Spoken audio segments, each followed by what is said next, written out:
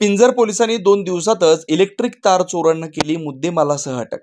तालुक्यातील पिंजर police station हद्दीतील भेंडी महाल शिवारात सौर ऊर्जा प्रकल्पाचं काम सुरू आहे। दरम्यान भेंडी महाल ते पिंजर रस्त्यानं सौर ऊर्जा प्रकल्पाचे इलेक्ट्रिक पोल उभारले होते। पिंजर हद्दीतील उभ्या पोलवरून अज्ञात चोरट्याने अंदाजे 20,000 रुपये किमतीचे इलेक्ट्रिक ॲल्युमिनियम तार आणि चोरीच्या कामात वापरलेले वाहन बोलेरो पिकअप जप्त केले।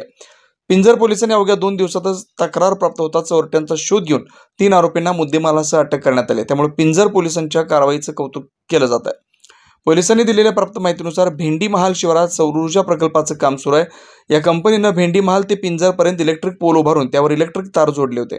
चोरट्यांनी ही संधी साधून 4 किलोमीटर अंतराचे ॲल्युमिनियमचे इलेक्ट्रिक तार चोरीला गेल्याची तक्रार सौर ऊर्जा प्रकल्पाचे नरसिंग सरदार सिंग ठाकूर व अंदाजे 39 वर्ष समन्वय अधिकारी Megha engineering infrastructure company limited Bangalore Hyderabad यांनी पिंजर पोलिसात तक्रार केली। तक्रारीच्या आधारे पिंजर पोलीस स्टेशनचे ठाणेदार गंगाधर दाराडे आणि त्यांच्या सर्व टीमनं या प्रकरणाचा गांभीर्यानं 2 दिवसात छडा लावला। यामध्ये सागर गणेशसिंग सूर्यवंशी वय वर्ष 19, प्रणव महेश पटेल वय वर्ष 19 आणि अमर राजू अनारसे वय वर्ष 22 सर्व राहणार दोनद बुद्रुक तालुका बार्शी टाकळी जिल्हा अकोला या तिन्ही चोरट्याकडून 4 किलोमीटर अंतरावरील ॲल्युमिनियम इलेक्ट्रिक तार अंदाजे किंमत 20,000 रुपये आणि गुन्ह्यामध्ये वापरलेली बोलेरो पिकअप अंदाजे किंमत 4 लाख रुपये आणि 2 कटर अंदाजे किंमत 500 रुपये असे एकूण 4,550,000 रुपयांचा मुद्देमाल पिंजर पोलिसांनी जप्त केलाय आणि या तिन्ही आरोपी विरुद्ध विविध गुन्हे दाखल करून त्यांना अटक करण्यात आली।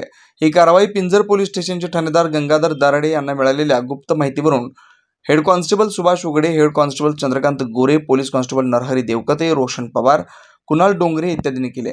2 दिवसात पिंजर पोलिसांनी या चोरीचा छडा लावल्याबद्दल पिंजर पोलिसांचं कौतुक केलं जात आहे।